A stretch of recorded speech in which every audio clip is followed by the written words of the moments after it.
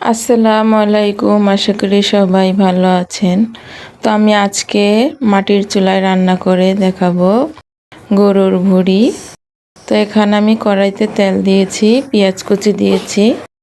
এখন নেড়েচেড়ে একটু ভালো করে পেঁয়াজটাকে ভেজে নিচ্ছি। আশা করছি আমার আজকের রেসিপি আপনাদের খুবই ভালো লাগবে। তো এখানে দিয়ে দিলাম হলুদ মরিচের গুঁড়ো,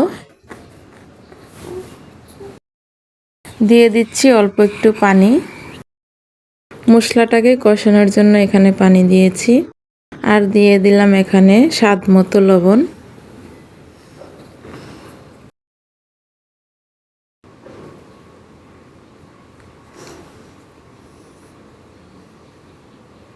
কমেন্টে জানাবেন আমার এই গরুর ভুঁড়ি রান্নার রেসিপিটা কীরকম হয়েছে। আর এখানে দিয়ে দিলাম পরিমাণ মতো আদা রসুন বাটা, দিয়ে দিচ্ছি এখানে গরম মশলা বাটা।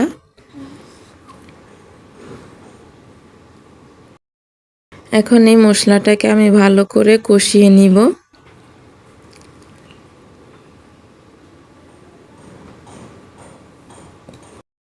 মশলাটা ভালো করে কষানো হয়ে গিয়েছে, এখন আমি গরুর ভুঁড়িটা দিয়ে দিলাম।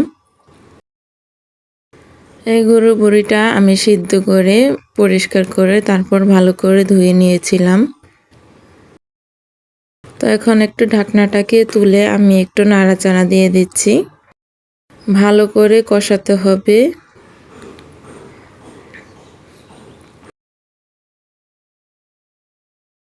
তো এখানে কিন্তু আমি ভালো করে কষিয়ে নেওয়ার পরে তারপরেই পানি দিয়েছি।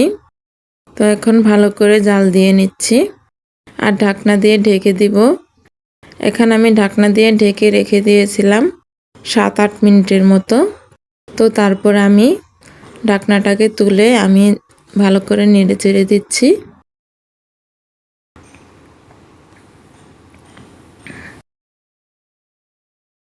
তো আবার একটু ঢাকনা দিয়ে রেখে দিব 5 মিনিটের জন্য। তো এই যে দেখুন আমি 5 মিনিট পরে তুলে নিয়েছি, পানিটা কিন্তু শুকিয়ে এসেছে।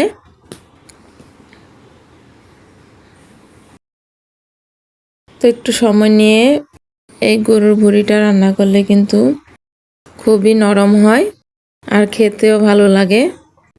যতক্ষণ পর্যন্ত না এই পানিটা পুরোপুরি শুকিয়ে যাচ্ছে ততক্ষণ পর্যন্তই কিন্তু আমি ভালো করে জাল করে নিচ্ছি। তো এখন শুধু আমি ভালো করে এই গরুর ভুঁড়িটাকে জাল দিব। নাড়াচাড়া দিয়ে দিতে হবে, না হলে লেগে যাওয়ার সম্ভাবনা থাকবে, তার জন্য।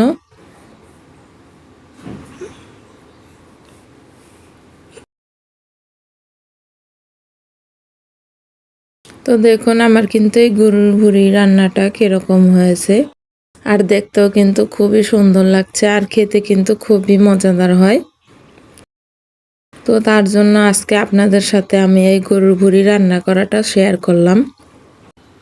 আমার রেসিপিটা ভালো লেগে থাকলে নতুন নতুন রেসিপি পেতে সাবস্ক্রাইব করে পাশে থাকবেন।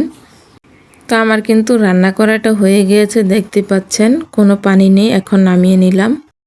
তো এই যে বাটিতে নামিয়ে নিয়েছি, দেখতেই পাচ্ছেন আমার কি সুন্দর হয়েছে এই রান্না করাটা, আর এটা খেতে খুবই টেস্টি। তো নতুন এক রেসিপি নিয়ে দেখা হবে, ততক্ষণ পর্যন্ত আপনারা সবাই ভালো থাকবেন, সুস্থ থাকবেন। আল্লাহ হাফেজ।